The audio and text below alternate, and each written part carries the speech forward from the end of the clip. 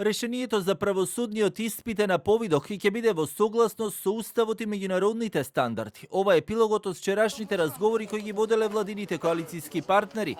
Премиерот Мицковски денеска одговарајќи на новинарско прашање на оваа тема посочи дека како влада се блиску до решение, кое понатаму ќе се процесуира институционално. Да, разговаравме во текот на вчерашниот ден и мислам дека конвергираме кон решение кое што е согласно уставот и меѓународните стандарди.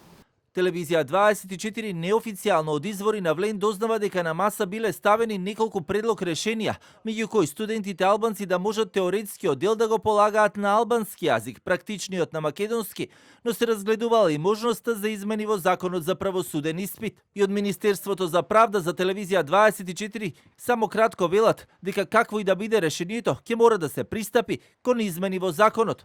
Премиерот и вчера на брифингот со новинарите, кога ја најави средбата со владините коалицијски партнери, посочи дека очекува креативно законско решение кој ќе одговара со барањата на студентите албанци кои изминатиот период неколку пати излегоа на протести за да ги искажат своите барања, но и незадоволството од начинот на кој тие го полагале правосудниот испит. Овие протести и претходно беа поддржани од политичари и пратеници од албанскиот политички блок.